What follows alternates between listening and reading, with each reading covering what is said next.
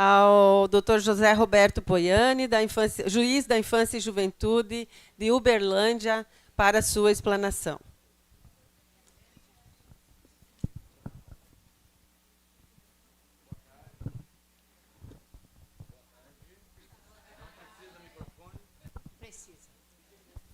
Todo mundo está falando baixo aí, então eu falo alto aqui. Boa tarde novamente, superada a emoção da parte da manhã. Eu venho aqui dizendo, segundo a orientação, que sou um homem branco, 53 anos, pouco provido de cabelos na atualidade, terno azul, que é a cor da moda de ternos, camisa branca, gravata cinza, e aqui compareço com óculos para conversar um pouco sobre um tema que nos é tão caro, a convivência familiar. Mais cedo e a todo momento a gente fica refletindo, tentando captar o que seria de melhor para falar nesse momento. Gostaria de usar 3 pontos para a gente conseguir transmitir um pouco, lembrando que muitas vezes eu vou estar pregando para convertidos e correndo sempre esse risco, mas eu também recordo o que a gente ouve quando entra no avião, né? Você já sabe, mas não custa lembrar. Então, é com esse propósito que eu venho aqui para dizer e fazer aquele convite que a Cláudia fez nesta manhã, para você lembrar a criança que você foi. O convite que eu faço é para você voltar lá na sua infância, lembrar da criança que você foi e como é que foi a sua convivência familiar. Como é que foi a sua família? Quais foram os cuidados prestados a você nos seus 6 primeiros anos de vida? Nosso foco principal aqui é a primeira infância, né? Esse convite para quê? Para que a gente possa trazer para o tempo de hoje e lembrar que tem crianças, que tem adolescentes hoje, aproximadamente 33 mil, avançando para 34 mil crianças e adolescentes no Brasil acolhidas. 95% delas não estão com o direito à convivência familiar. É um direito tão importante que, por outro lado, talvez nós não fazemos muita. Nós, quando eu digo nós, somos todos nós que somos Estado. Não fazemos muita cerimônia para desrespeitar esse direito, né? Ainda existe no Brasil essa cultura, como o Dr. Sidney disse mais cedo, essa cultura do abrigamento. Talvez aqueles laços com Portugal ainda nesse quesito, né? Jane Valente nos disse que a gente teria que fazer uma nova, uma coalizão lá com Portugal, dar as mãos a eles para que a gente possa avançar nesses números. A convivência familiar, que a gente lembre que é direito tanto falado como foi hoje, e vai ser sempre falado nesse artigo 227, 226, 227 da Constituição Federal, por vezes já trazido aqui, toda hora a gente lembra desse artigo. Mais cedo estava falando com o professor aqui, o nosso querido Salvador, da construção da Constituição Federal, do ECA, o quanto isso foi difícil, o quanto foi trabalhoso, e a gente ainda continua lutando para efetivar o que está ali, falando aqui sobre esse direito à convivência familiar. O ECA também nos traz essa obrigação de efetivarmos família, sociedade, Estado. Eu estou caminhando, gente, rapidamente para chegar lá na nossa experiência de Uberlândia, falar um pouquinho sobre como é que nós chegamos até agora, com 10 anos de serviço de família acolhedora, apresentar alguns números, dizer o que nós aprendemos desse tempo de experiências e o que a gente ainda precisa caminhar. Basicamente é isso que eu pretendo dizer. O Estatuto nos chama a atenção para a prioridade absoluta de direitos e coloca lá a convivência familiar equiparada ao direito à vida. Percebam isso. Nos parece que todos esses direitos que estão no 227 e no 4º do ECA, eles só conseguem ser efetivados se a convivência familiar for saudável, porque se não for, se ela for suprimida, a pessoa, o ser humano em desenvolvimento, que goza de prioridade absoluta nesses diversos direitos, dificilmente vai conseguir ter a plenitude de todos aqueles direitos, a vida, a escola, o lazer, o brincar, a profissionalização e tudo mais, não é? E essa prioridade que já foi trazida aqui pelo Dr. Sidney e por tantas pessoas, prioridade não se faz só com ideias, prioridade precisa de ações, precisa de verbas, precisamos de destinação privilegiada de recursos em prol daqueles que ainda estão em fase especial de desenvolvimento. Essa rede de proteção que nós tanto falamos, e que ela precisa ter a nossa mão, né? Instituições não cuidam de pessoas, quem cuida de pessoas são pessoas. E nós precisamos de humanizar esses cuidados alternativos para as crianças e para os adolescentes que, por algumas razões, ou por muitas razões, não conseguem estar em suas famílias. Essas mãos nossas precisam tocar essas pessoas com a delicadeza que o médico faz quando toca num paciente que está em situação de perigo, de necessidade de cuidados especiais. Falamos hoje ainda, já ouvimos falar do Marco Legal da Primeira Infância, uma lei que ainda, doutor Sidney, acredito, seja bastante desconhecida ainda, infelizmente. Infelizmente. É de lá que nós retiramos subsídios, né? Agora, parabéns à Forquilinha, que está bem avançado no PMPI, mas quantas dificuldades de colocar esse PMPI em prática, os comitês nos estados, nos municípios, a construção do óbvio, a construção da prioridade para a criança e para o adolescente, a construção daquilo que parece que é tão intuitivo que a gente tem dificuldade de compreender. Mais cedo estava aqui conversando com Maristela. Se nós sabemos tudo isso, por que a gente não consegue sair disso? Por que a gente não consegue romper isso? Acho que precisamos de ter esse algo mais. Esse algo mais.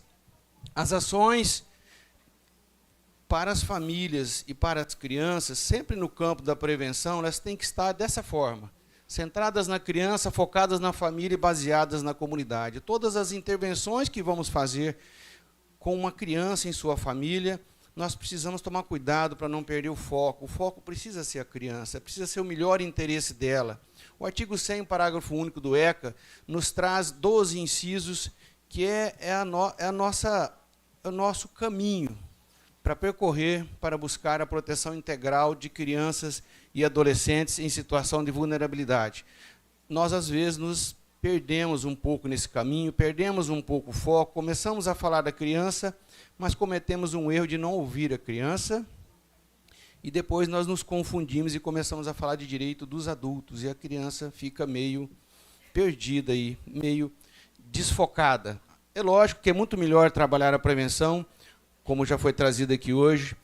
O investimento na prevenção ele traz muito mais resultados, inclusive do ponto de vista econômico, sem contar dos resultados humanos para aquela criança que pôde ser acompanhada junto com sua família, não é? E famílias em situação de vulnerabilidade, elas precisam ser alcançadas pelas políticas públicas. Tem famílias que estão tão vulneráveis que elas não conseguem nem pedir apoio. A gente tem que fazer essas buscas ativas dessas famílias que estão em situação de vulnerabilidade, para aí sim aplicar essas políticas públicas em prol da permanência da criança em sua família de origem. Sabemos que é direito da criança ser criada na família onde nasceu, isso a natureza nos conduz a essa conclusão. E só excepcionalmente em família substituta. Esquecemos, às vezes, que família, segundo o ECA, não é composta apenas de sangue. Família precisa ter afeto, família precisa ter afinidade.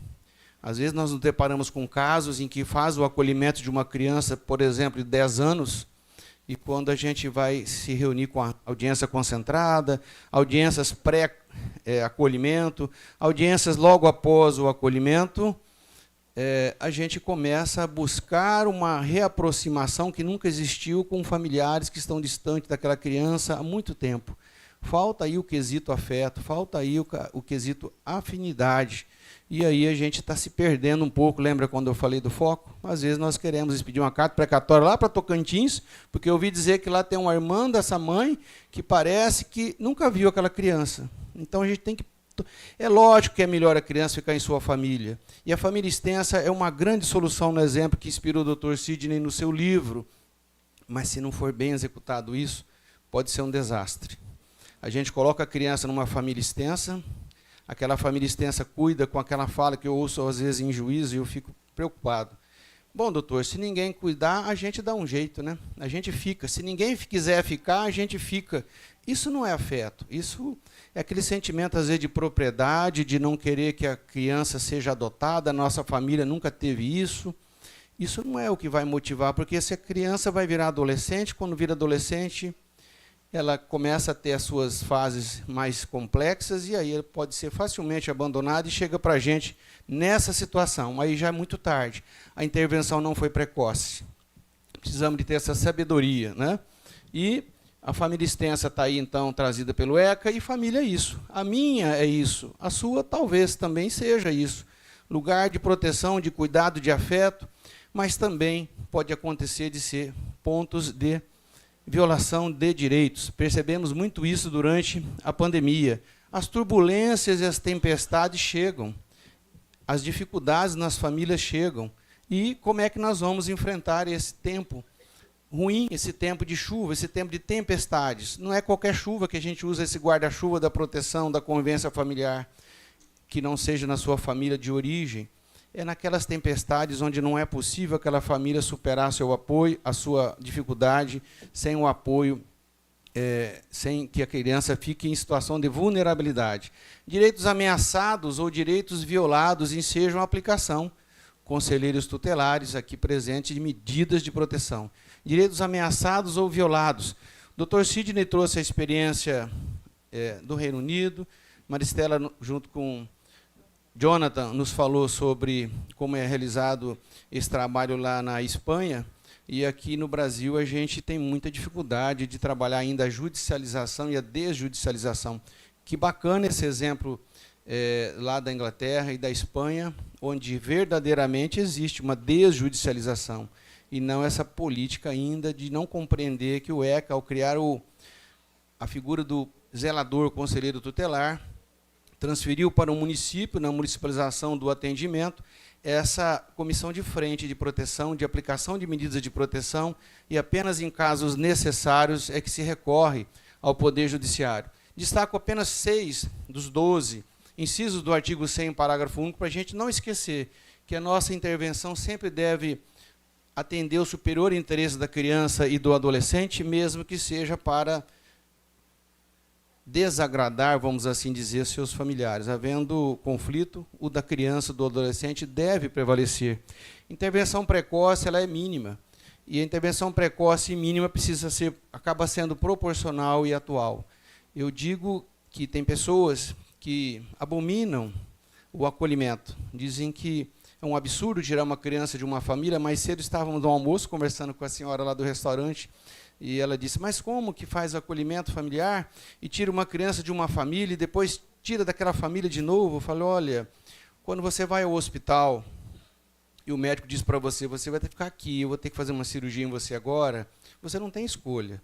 O juiz, quando aplica uma medida de proteção, o conselho tutelar, quando emergencialmente o faz, ele não tem escolha. Aquela criança não pode ficar naquela família, eu tenho que fazer uma intervenção. E aí, observando esses critérios, eu consigo ser menos invasivo. E ser menos invasivo vai causar menos traumas, vai causar menos danos. Danos serão causados. Rupturas, sabemos, causam danos, não é? E para a gente aplicar melhor medida de proteção, uma outra coisa que eu comecei a falar no comecinho da nossa fala aqui, nossa, já foram 15 minutos? Meu Deus. Bom, vou seguir aqui a orientação da mesa, diretora. O direito de informação, de manifestação. Nós criamos, abro um parênteses muito breve para dizer, lá em Uberlândia, um projeto que a gente já dialoguei sobre ele com a doutora Rebeca, e a gente tem construído uma experiência que tem funcionado, a nosso ver bem, é de fazer audiências pré-acolhimento, ouvindo todos os envolvidos, ouvindo a rede e também ouvindo a criança, esclarecendo a ela o que é que pode acontecer se tiver que ser acolhida. Que ela é uma vítima, ela não é causadora de nada, porque às vezes a criança ela entende que ela denunciou uma violência e ela que saiu de casa, não foi o violador. E por aí vai. Não é? Então, nós fazemos essa audiência pré-acolhimento, e quando ocorre o acolhimento emergencial, nós fazemos a audiência como se fosse uma custódia. Quando um adulto comete um crime, ele não tem que passar por um magistrado em 24 horas. Quando um adolescente comete um ato infracional, em 24 horas, ele não tem que passar pelo promotor de justiça e, na sequência, o juiz vai decidir se ele vai ficar internado ou não. E quando a gente faz um acolhimento, essa criança, eu fico sempre com essa dúvida, será que essa criança foi ouvida? Será que essa criança foi informada? Será que essa criança pôde dar a sua opinião? E se ela quiser falar isso, falar direto com o juiz, não é direito dela? Então, é uma faculdade que a gente abre essa possibilidade de, feito o acolhimento ou antes dele, trazer essa criança, tentar ter uma atitude não de interrogatório, uma atitude de escuta, uma atitude de informação, uma atitude empática, e permitir que ela, querendo, não fale, e permitir que ela ouça, e permitir que ela participe da construção dessa melhor solução.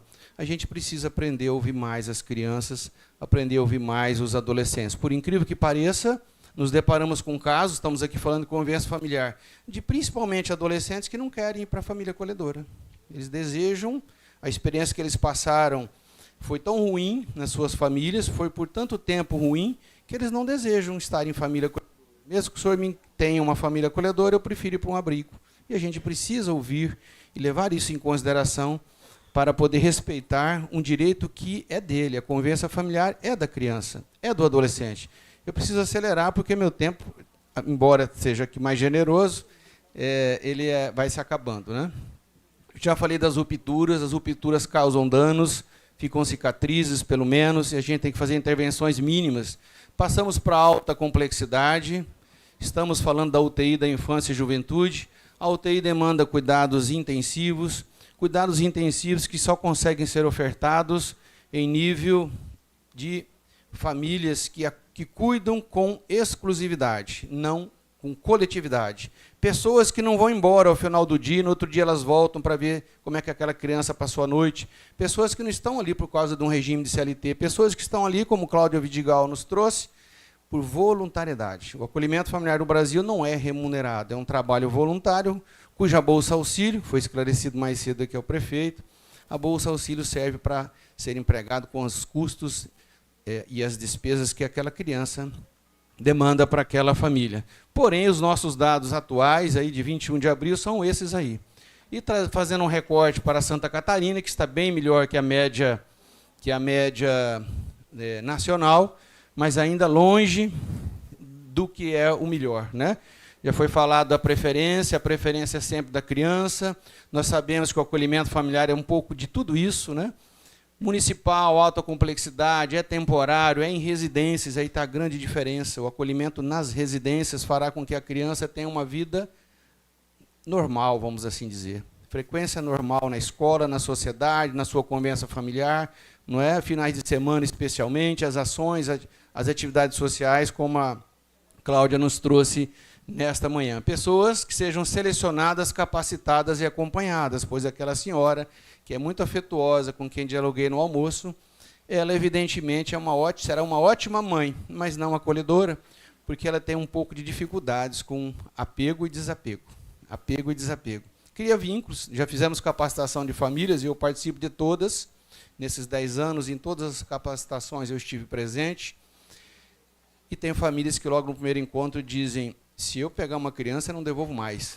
Então, disse, que bom que você veio aqui, porque já não vale a pena estar aqui. Vai para a fila da adoção, que vai ser mais legal para você, não é?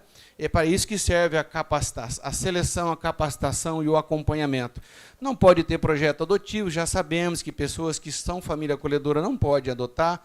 As razões já sabemos também, não é? Todo mundo sabe, não vou dizer.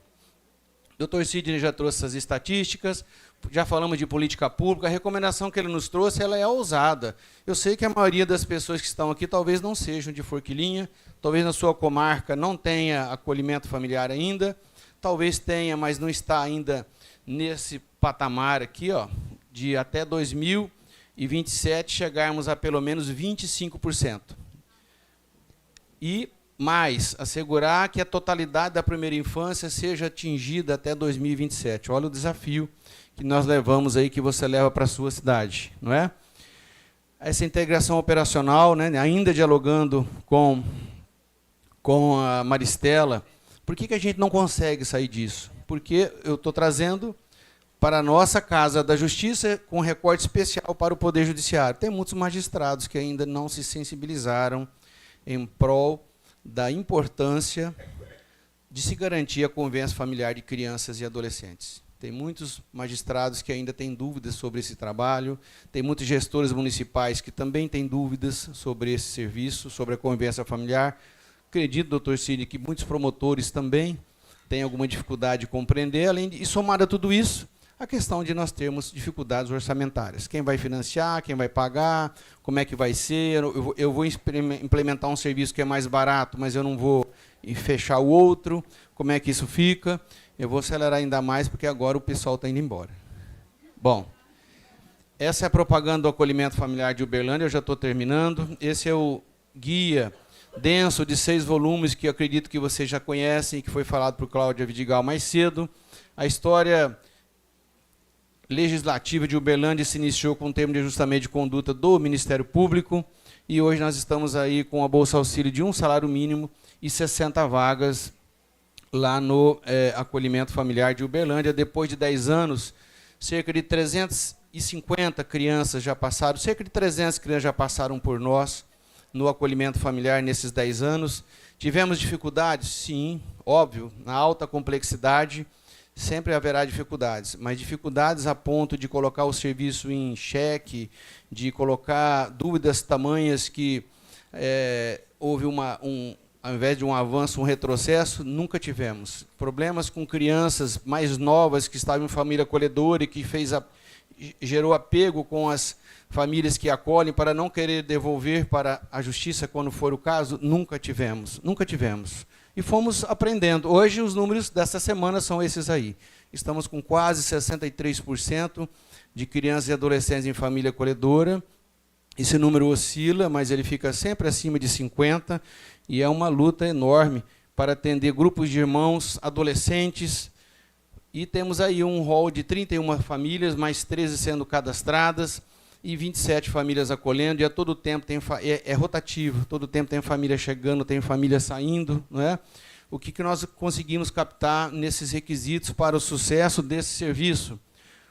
A estrutura mínima, na alta complexidade, não se pode falar de improviso, de puxadinho, de amadorismo, não é isso? Apoio do sistema de justiça. Todas as comarcas onde eu estive e estou verificando a presença do promotor de justiça, do magistrado, ou de um, pelo menos, o serviço consegue ter uma estrutura melhor, um avanço melhor, consegue se fortalecer mais. Uma equipe e coordenação preparada, baixa rotatividade, como foi falado aqui mais cedo, de vínculos. Os vínculos são gerados não só com a família, com técnicos de referência, com a coordenação do serviço e com todas as pessoas que trazem essa presença na vida dessa criança. A divulgação, o tempo todo, a rede integrada e cuidar de quem cuida. Quem cuida? São as equipes técnicas, é a coordenação, são as famílias acolhedoras, né? O foco na criança, cuidado com as chegadas e com as partidas. Dizem aí estatisticamente que os acidentes de carro ou de avião acontecem mais na decolagem ou nos pousos. Tomar cuidado nesses momentos mais críticos, mais específicos. Capacitação continuada, que é o que a gente está aqui falando o tempo todo. Cuidar dos prazos, porque o acolhimento família acolhedora não pode fazer com que a rede de proteção se afrouxe e que fale, agora essa criança está acolhida, está na família, está com a convivência familiar, e agora vamos cuidar de outros casos. A rede tem que se debruçar ainda sobre esse caso para dar suporte, quem sabe para o retorno à sua família de origem, à sua família extensa. A Bolsa Auxílio, nós já falamos a esse respeito. A presença do sistema de justiça no família acolhedora de Uberlândia foi importantíssima e fundamental e continua sendo. Essa cultura do abrigamento que aos poucos foi sendo deixada para trás e hoje todo mundo trabalha junto para tentar oferecer àquela criança, àquele adolescente o que ela deseja. Por exemplo, uma família que dela cuide. Essa novidade que chega na comarca, a gente celebra a novidade, depois vem um estranhamento. As instituições precisam acolher, como diz Jane Valente, as instituições precisam acolher o serviço. O serviço precisa ser acolhido. Qualidade das equipes técnicas, interação com a rede de proteção, redução dos abrigos, houve um reordenamento. O Uberlândia já teve, em 2012, 212 acolhidos. Hoje nós temos, naqueles números que passei lá para vocês, 22 acolhidos no acolhimento institucional. A integração da rede é sempre um grande desafio. Acolhimento emergencial pelo próprio Conselho Tutelar, nós conseguimos fazer isso, essa interlocução com o plantão permanente do serviço, Conselho Tutelar, quando delibera em regime de emergência, não é nem urgência, é aqueles casos por exceção mesmo, para fazer esse acolhimento, entendemos que é possível. Os desafios são esses aí, talvez vocês também tenham os seus nas suas cidades. Dentre o maior desafio é oferecer essa convivência familiar, que é um grande desafio. A gente permitir que toda criança que não teve, entre aspas, a sorte de ser gerado e criado numa família que dela cuide, tenha esse direito, seja na família substituta, temporária, ou família substituta definitiva. O trabalho na prática, sempre fazemos audiências para celebrar o fechamento desses ciclos. É uma espécie de ritual. E é uma conferência também, para ouvir a criança, para ouvir a família que está chegando, a família que está saindo. E isso é permeado, é de muita emoção, sempre é assim, aí é desligamento. Aqui uma adoção de um grande grupo. Essa é uma adoção de um grupo. Tivemos 2 grupos de 5 irmãos no ano passado. Conseguimos os 10 em família acolhedora. Conseguimos entregar 5 irmãos para uma família habilitada e já concluímos a adoção. Todos estavam em família acolhedora. E agora nós tivemos uma criança que foi falado mais cedo, a dificuldade de cuidar de uma criança com TEA. A criança tinha TEA, foi para uma família adotiva. Tivemos que desmembrar do outro grupo, mas o outro grupo foi adotado. Eu falo que Deus age em muitas... Por trás de tudo isso tem uma força acima de nós que está agindo. A família adotiva que está hoje com a guarda dos 4 irmãos para adoção, mora no mesmo bairro da família que já adotou a criança mais nova, a irmãzinha. Então, esses momentos são momentos em que a gente confere o trabalho que vem sendo realizado. Ouve as famílias, vê se correu tudo bem, vê como é que a criança está. As emoções, geralmente, são muito mais dos adultos do que das crianças. Quando bem trabalhado, essa transição dela é natural. Ela vai naquele corredor ali da sala de audiências, segurando a mão de uma família, outra mão está na outra família, e a vida segue. Se criou ali uma amizade, uma referência positiva, virou amigo, virou padrinho, virou compadre, um vai na casa do outro, às vezes a família opta por não ter contato, isso não é obrigatório, mas é o ideal, não é isso? Divulgação constante, ali nós temos a Karina, que é a coordenadora do Serviço de Acolhimento Familiar lá de Uberlândia, essa é a sede. Queria também finalizar dizendo isso. Vamos pensar, quando criar serviços, quando criar espaços, pensa numa criança entrando naquele local. O que ela vai gostar de ver? E esse espaço foi um grande abrigo antigamente, e aí nós temos hoje um gramado muito grande, árvores, um quiosque, brinquedos, é o lugar onde a criança faz as visitas, onde ela visita sua família, onde ela se aproxima de adoções e onde fazemos as capacitações. Essas aí são as capacitações que fazemos nesse grande quiosque aí. Lembrando que a primeira infância, como disse a doutora Zilda, falei mais cedo, a criança, quando bem cuidada, elas são a semente de paz e semente de futuro, mas eu tenho que cuidar dela hoje. É hoje. Aí está meu contato, fiquem à vontade se tiver a possibilidade de eu contribuir de alguma maneira. Eu costumo dizer que se eu tiver condições, não me convide porque eu vou. Eu tenho uma disponibilidade grande de poder estar nos lugares, de conhecer. Nem sempre a gente consegue, mas se for possível, contem conosco. Espero não tê-los cansado muito, pelo menos os que aqui ficaram, e sigo aqui à disposição. Muito obrigado.